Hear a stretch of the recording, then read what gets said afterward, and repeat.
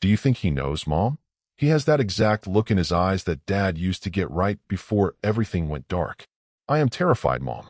I am so scared that I am going to end up just like you. Make sure you get every single document prepared the way we talked about last autumn. Keep your voice down, sweetheart. Plaster walls in these old Chicago houses carry sound further than you realize. A full year of quietly preparing her grand exit, a hidden bank account steadily growing in the dark, and a husband standing in the shadow of a cracked kitchen door, holding a stack of ceramic dinner plates and saying absolutely nothing. From that single second on, the ground beneath our 14-year marriage collapsed into an abyss. But what was actually hidden inside that account, and who the real threat in this house had been all along, was something neither of us was ready to face. My name is Marcus Vance. I am 43 years old, and for as long as I can remember, I lived by a simple, quiet code. A serious man does not talk about the burdens he carries. He just carries them until his back breaks. That philosophy got me through 14 years of marriage, through 3 overseas combat deployments with an infantry unit, and through a second career built on high-stakes corporate threat management while I quietly fought off my own private panics at 3 in the morning. It was the rule that allowed me to smile through Sunday family dinners and never once utter a word about the violent memories that kept me staring at the bedroom ceiling while the rest of the world slept. It was also the exact belief that nearly destroyed every single thing I loved. On some nights, long after my wife Clara had fallen asleep, I would lie completely still in the dark, replaying short, fragmented frames of those deployments. Not the loud explosions, not the chaotic gunfire, but the silence. The terrifying, heavy weight of the air right before an ambush hit. The sharp crunch of my own combat boots against gravel at 2 in the morning, thousands of miles away from any soft place to rest. I never spoke about those sounds to Clara. I convinced myself that keeping those nightmares out of our home was the same thing as protecting her from them. I understand now, with a clarity that only pain can bring, that hiding your damage is not the same thing as keeping someone safe. They are entirely different things. On a cold Friday afternoon in late October, I sat in my corner office on the 32nd floor of a glass tower overlooking Lake Michigan. My hand was hovering over a thick envelope of divorce documents my attorney had drafted earlier that morning. On my computer screen was a fully executed contract for a multi-year security integration project worth over $400,000, the absolute peak of my corporate career. Folded neatly inside my breast pocket was the sole reason I had called that divorce lawyer in the first place. It was a printed bank statement I had uncovered 3 days earlier for a high-yield savings account I never knew existed. My wife's maiden name was printed on the header, right above a balance of $52,000. Imagine that for a moment. A man who built his entire professional reputation on identifying hidden vulnerabilities. A man who cleared volatile buildings for a living, completely blind to the subterranean currents running through his own master bedroom. I never saw it coming, not even a fraction of it. But here is the piece of the story that still haunts me when the house gets quiet. That hidden money was not the most terrifying thing I uncovered that week. It was not even the saddest. Before I tell you how a trained tactical evaluator got blindsided in his own hallway, you have to understand how he got there. Because by the time I sat in that attorney's office, my wife had been quietly constructing her escape route for much longer than my ego wanted to admit. It started on a damp Tuesday evening. Chicago in mid-autumn has a way of stripping the warmth out of the air overnight. The sky turns the color of wet slate, and the freezing wind rolling off the lake acts as a constant, bitter reminder that a brutal winter is coming. I had left the office around 6, taken the outer drive with the driver's side window cracked open just enough to let the cold air hit my face, and pulled into the driveway of our Craftsman house in Ravenswood shortly after 7. The porch light was dark. That was not unusual. Clara was raised by a woman who treated electricity like a luxury item, one of 100 tiny habits inherited from a childhood where rent money was always a week late. I unlocked the heavy oak front door, hung my coat on the brass hook in the entryway, and stood in a kitchen that felt abnormally quiet. On the island sat a plate wrapped tightly in plastic wrap. A turkey sandwich on sourdough, light mustard, no mayonnaise, exactly the way I took it. Next to the plate was a small piece of lined paper with 5 words written in blue ink. Do not wait up tonight. I read those 5 words 3 times. Clara signed every note she ever left me with a small, stylized loop under her name. Grocery lists, reminders on the bathroom mirror, notes shoved into my luggage before business trips. This note had nothing under her name, just a flat, hard period at the end of the sentence. I noticed it immediately. I tried to tell myself it was nothing, just a rushed handwriting job from a woman running late for an evening errand. But 14 years with a person teaches you how to measure the emotional density behind 5 words. I ate that sandwich standing over the sink in the dark at 11 o'clock that night because old habits die hard, but the knot in my stomach only tightened with every bite. That was the moment I started searching, not because I was looking for a fight, but because of the deep, involuntary instinct that had kept me alive in active war zones. Something in the house felt fundamentally altered, the way a secure perimeter feels wrong when a gate that should be locked is sitting open an inch. I found it in the lower drawer of the heavy walnut desk in my home office, a drawer I had not touched since the previous spring. Beneath old property tax assessments and appliance manuals lay a green, hanging folder I had no memory of creating. Inside were documented bank transfers dating back nearly 6 years. Money I had quietly deposited into Clara's business account to keep her small interior design studio afloat during slow months. Money I had wired directly to her mother, Evelyn, to cover medical co-pays that Clara was too proud to ask me for directly. 6 years of meticulous financial support, laid out in black ink. Proof of every financial burden I had quietly taken onto my own shoulders without ever demanding a thank you or bringing it up during an argument. My hands did not shake as I turned the pages. I had drilled a cold, rigid stillness into my bones through years of crisis management, a physical discipline that could mask whatever panic was brewing underneath. It was only when I closed the folder that the physical tremor caught up to me. It started in my right hand, moved up my forearm, and locked into my jaw. I had to lean both palms flat against the desk and take 3 slow, deliberate breaths before I could stand straight again.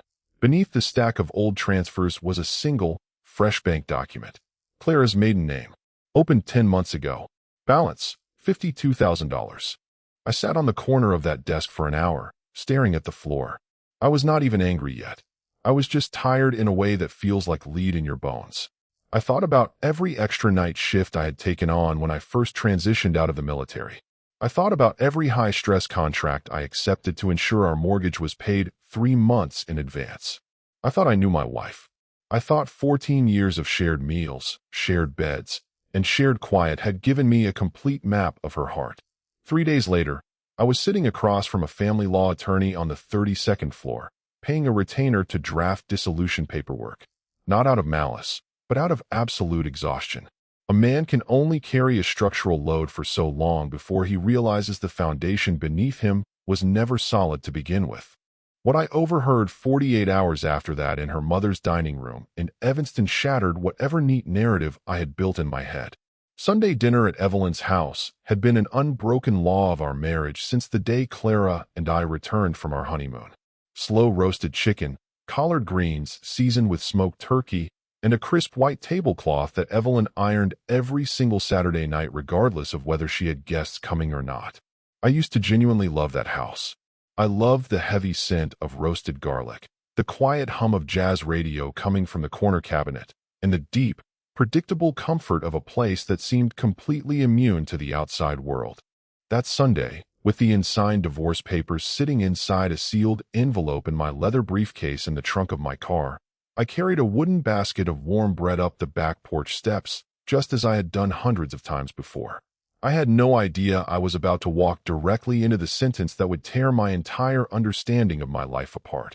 Clara and her mother were standing near the stove finishing the gravy while I was setting the dining room table around the corner. The swinging door between the kitchen and the dining room was propped open by just a few inches.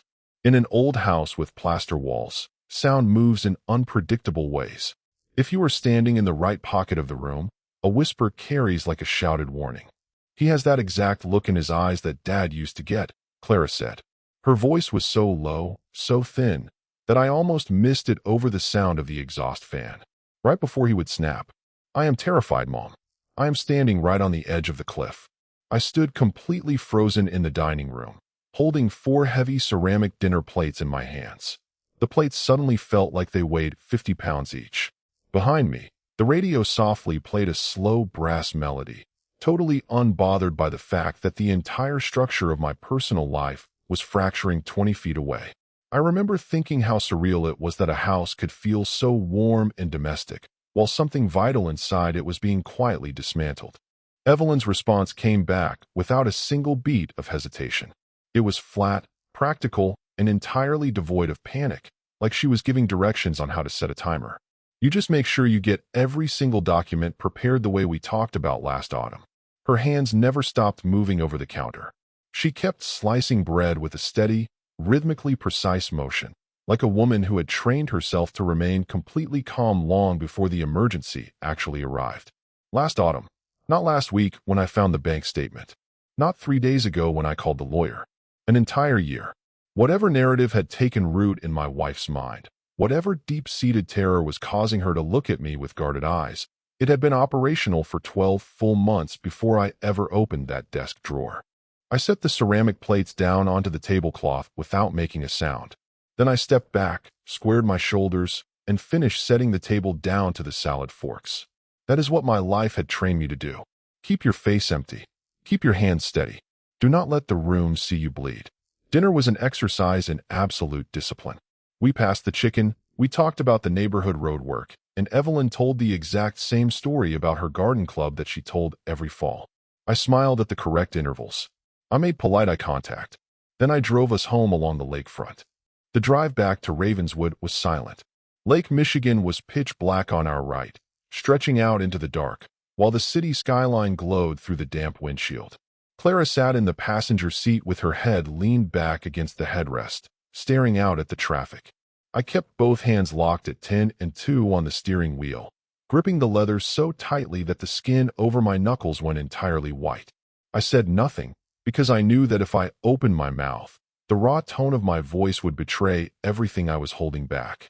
My mind drifted back for years to a moment I had systematically tried to bury. I had been scouted for an executive vice president position at a major defense firm in Dallas. Double my current salary, equity options, the kind of professional breakthrough a man spends 20 years of grueling work to achieve. I had come home that evening energized, ready to celebrate over dinner.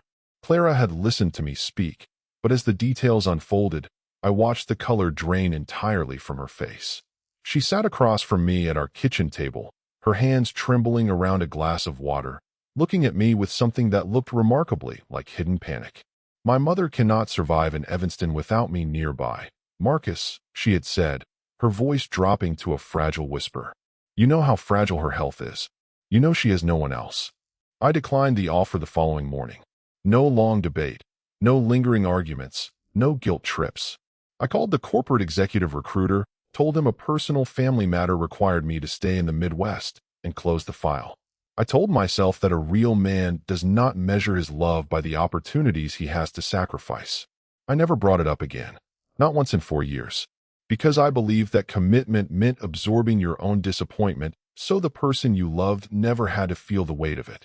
Sitting in that car on the damp highway, watching the rain start to streak across the side windows, I wondered for the first time if that sacrifice had ever been recognized for what it was, or if it had simply been swallowed into the endless void of her unstated suspicion. We pulled into the garage, and the silence followed us into the house. Clara went straight upstairs to the bedroom without taking off her jewelry. I stayed on the ground floor, walked into my study, and poured a mug of black coffee that I let sit on the desk until it turned cold. I do not know what specific drive forced me to open her laptop that night. It was sitting on the dining room sideboard, closed but unlocked, because for 14 years we had operated on a policy of complete mutual trust. Or at least, that was the illusion I had lived under. Her digital calendar was clean at first glance, but as I scrolled back through the months, a repetitive pattern emerged. Small entries marked only with the initials LB, set for 4 o'clock on alternating Thursday afternoons, going back nearly 10 months. I recognized the address listed in the location field from an old medical billing statement I had seen years ago. A private psychological practice on Michigan Avenue. 10 months of specialized trauma therapy that my wife had never mentioned to me once. Cash withdrawals recorded in her private banking app right before every appointment. No insurance filings. No shared receipts. No digital footprint that could trigger a question from a husband reviewing quarterly household budgets. She had been precise. She had been deliberate. It was the kind of operational security designed not merely to maintain privacy, but to ensure I remained completely in the dark.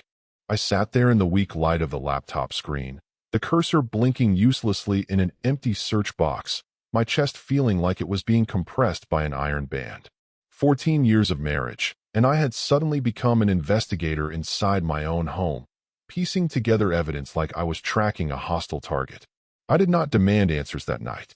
I simply closed the laptop lid with a soft click, walked to the living room window, and stared out at the empty street until the first pale gray light of dawn began to bleed through the clouds. 3 nights later, the combat nightmares returned with a violent force I had not experienced in years. They do that sometimes. You think you have buried a piece of your past deep enough that it can never breathe again, but stress has a way of digging up old graves. I woke up tearing at the bed sheets, my throat raw from shouting commands to men who had been dead for a decade, my hands gripping the air as if trying to clear a jam on a weapon that was not there. Clara woke up screaming in raw, unadulterated terror. But she was not screaming to snap me out of the nightmare. She was screaming because of me. She scrambled backward off the mattress so fast she tore the top sheet, her back hitting the far wall of the bedroom, her arms raised in front of her face as if she were expecting an immediate physical blow. She looked at me not as her husband of 14 years, but as a dangerous, unpredictable force that had suddenly breached her defense perimeter. Before I could fully pull myself out of the psychological fog of the flashback, before I could even get my feet flat on the floor to explain, she had grabbed her car keys from the nightstand and sprinted down the stairs.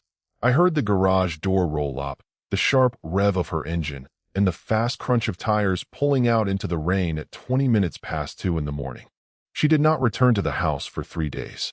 When she finally walked back through the front door on Friday evening, her face was pale, her eyes were ringed with heavy dark circles, and she refused to make direct eye contact with me.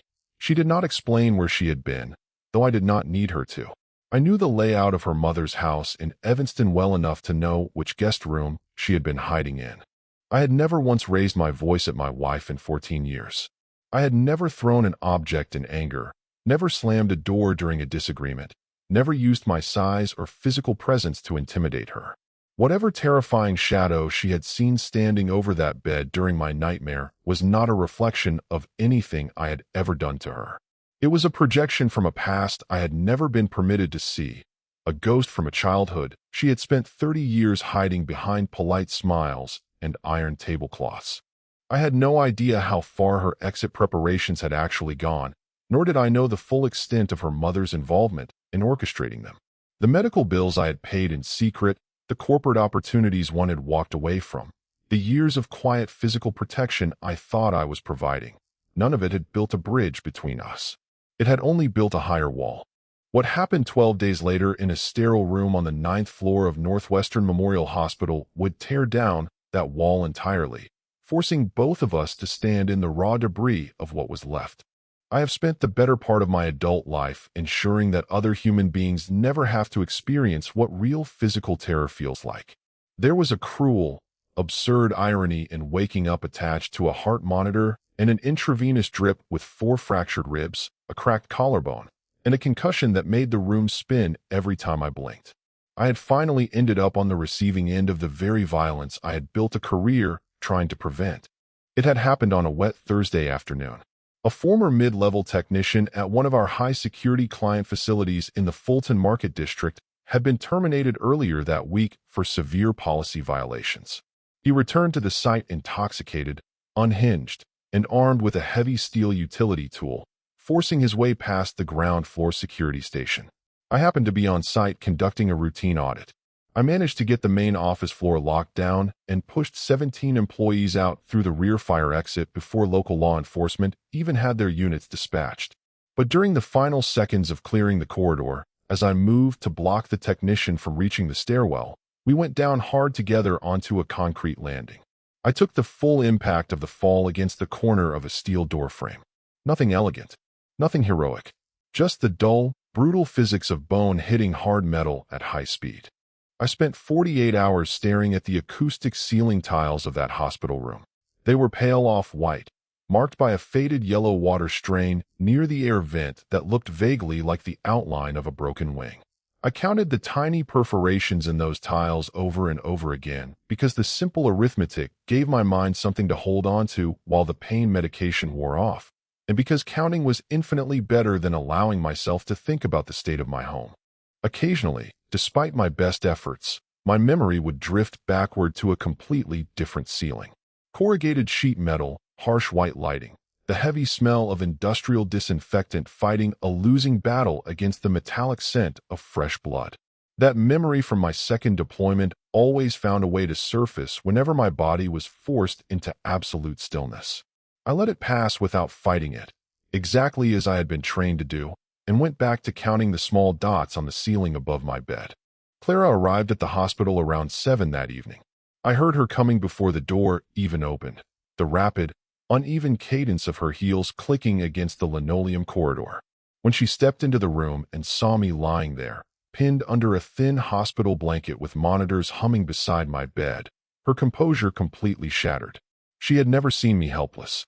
To her, I had always been the solid, unyielding structure in the background, the man who checked every window lock twice before bed, the man who handled every crisis with a calm, flat tone, the man who made it seem as though nothing destructive could ever cross our threshold as long as he was standing watch. Now, I was flat on my back, breathing in shallow, measured bursts to keep my broken ribs from grinding together. She pulled the vinyl visitor's chair right up to the edge of the bed and began to cry silently, her face buried in her hands. "I am so sorry, Marcus," she kept whispering into her palms. "I am so terribly sorry." I did not yet understand what specific guilt she was attempting to wash away with those tears. As she reached into her purse for a tissue, her phone slipped out onto the rolling tray table between us.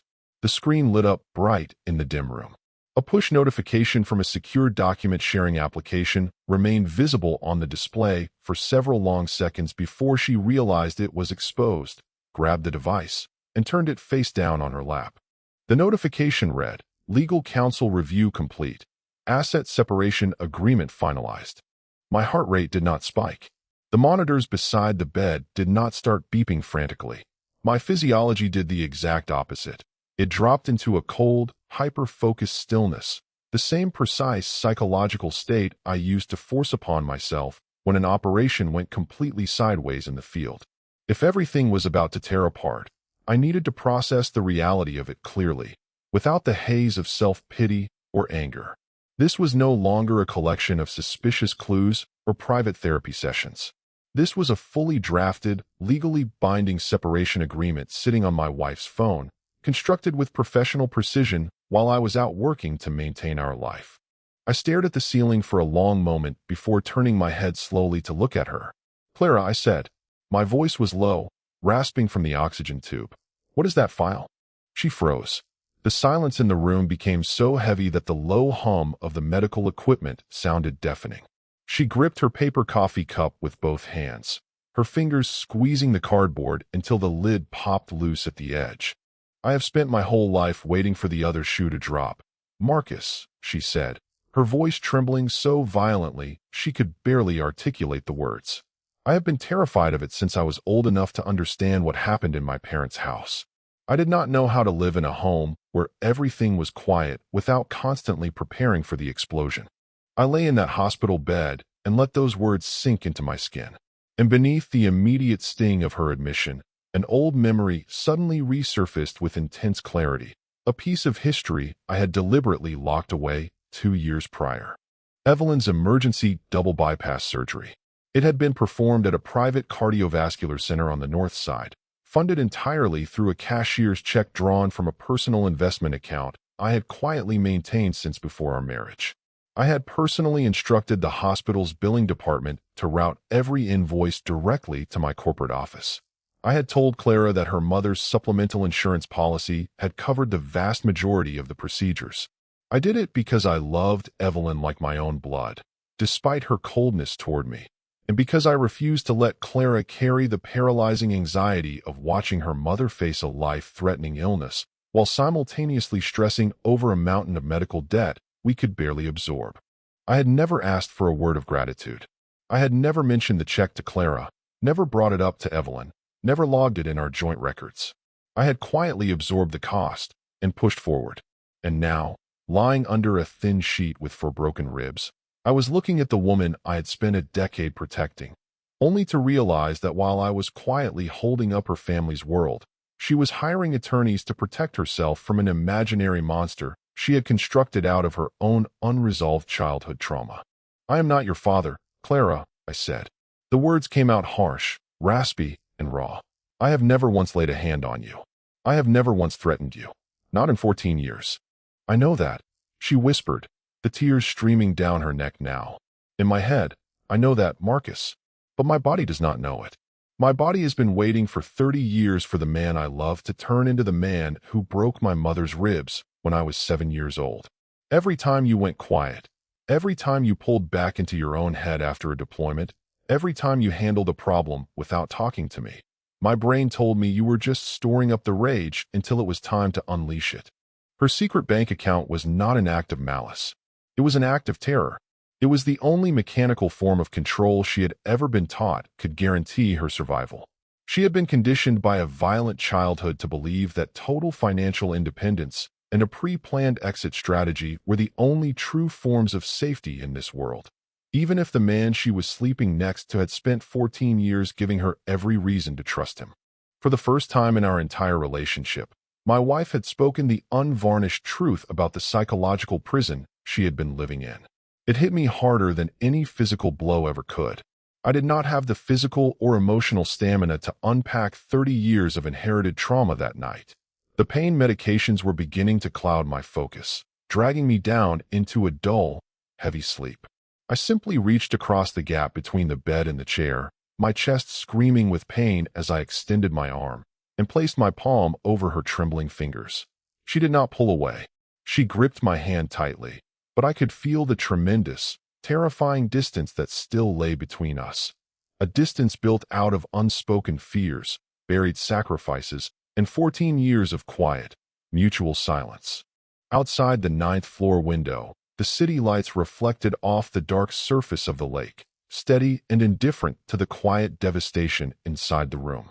I watched a freighter move slowly along the horizon, a tiny pinpoint of light cutting through the black water, and I realized that both of us had been fighting a war inside our marriage that neither of us had ever bothered to explain to the other. I had believed that staying quiet was the ultimate form of strength. Clara had believed that preparing to run was the ultimate form of safety. Both of us had been completely, tragically wrong. What her mother said to me the following morning, sitting in that exact same chair while Clara was down the hall getting a glass of water, would finally tear away the last remaining illusion holding our lives together. Morning light, at exactly 9 o'clock the following morning, Evelyn Washington walked into my room carrying a heavy leather handbag and a small, foil-covered container of homemade cornbread. She was dressed meticulously, as if preparing to attend a formal hearing. When Clara stepped out to speak with the attending physician in the hallway, Evelyn did not sit down immediately. She walked straight to the edge of my bed, folded her hands over her purse, and stood there staring at me with an expression I had never seen on her face before. It was not anger. It was an intense, painful mix of exhaustion and absolute regret. "Marcus," she said, her voice surprisingly soft in the quiet room, "it is time for you and me to stop playing this game." She pulled the vinyl chair closer to the mattress, sat down stiffly, and looked me dead in the eye. "For 10 years," she said, "I watched you handle everything in this family like a soldier carrying a pack. You paid for my surgery, Marcus. Do not look surprised. The billing department made a mistake on the final statement 6 months after the operation, and I saw the source of the cashier's check. You paid $64,000 out of your own pocket and never asked for a single thank you. You gave up that career move to Texas because Clara panicked, and you never threw it in her face once. You thought you were being a saint." She paused, taking a slow, heavy breath that seemed to age her 10 years right in front of me. "But what you never understood, Marcus, is that to a girl who grew up in a house where silence always came right before a beating, a man who never shows his pain, a man who never shouts, a man who hides all his feelings behind a stoic face does not look safe. He looks dangerous. He looks like a pressure cooker with the valve welded shut. I am the one who told her to open that account, Marcus. I am the one who told her to keep a bag packed. Not because you were a bad man, God forgive me, but because I spent 30 years believing that no man on earth could carry that much quiet inside him without eventually exploding. I taught my daughter my own terror, and I helped her build a wall against the only man who ever actually tried to stand between her and the rain. I lay on that high hospital mattress, listening to the steady, rhythmic beep of the heart monitor, feeling the sharp ache in my ribs every time my lungs expanded. I did not yell at her. I did not accuse her of ruining my life. For the first time in my life, I saw my mother-in-law not as a cold, manipulative adversary, but as a deeply broken survivor who had accidentally infected her daughter with the very disease that had ruined her own youth. Clara walked back into the room a few minutes later, holding a paper cup of water, her eyes darting nervously between her mother and me. She could tell immediately that the air in the room had changed. I looked at my wife, then at her mother, and finally down at my own bandaged hands resting on the blanket. "Take the paperwork out of your bag, Clara," I said quietly. She went rigid. "Bring the attorney files out," I repeated, "and I will get the signed envelope out of my briefcase when we get home. We are going to put every single secret we have been holding on to right here on this table. The money, the surgeries, the job in Dallas, the nightmares, the bank statements, all of it. And if we find out that there is nothing left worth saving under all those files, then at least we will finally know the truth. But I am done carrying things in the dark." That afternoon, for the first time in 14 years, we stopped protecting each other from the truth. Clara sat in that hospital room and laid out every single document from her hidden file. I opened my laptop and showed her every dollar I had spent, every sacrifice I had buried, and every brutal memory from my deployments that I had tried to hide behind a quiet smile. We wept, we argued, and we sat in long, agonizing silences as the light shifted from bright afternoon to deep evening. We did not fix our marriage in that hospital room. Trauma that has been carefully cultivated for 30 years does not vanish because of one honest conversation. The healing process was long, unglamorous, and often painful. We spent the next 18 months in hard, unrelenting couples therapy, unlearning the destructive survival mechanics we had both brought into our home. Clara closed the secret bank account and transferred the funds into a joint venture for her design firm, learning slowly, step by step, how to trust that a quiet house was not a warning sign of an impending explosion. I learned how to speak about my past, how to let my wife see my vulnerability instead of hiding behind an artificial wall of stoic strength, and how to understand that true protection means letting the person you love see your wounds, not just your armor. Evelyn slowly stepped back, learning to let her daughter live in a reality that was different from the painful one she had survived decades ago. If there is a core truth I have pulled from the wreckage of those years, it is this: silence in a relationship is almost never neutral.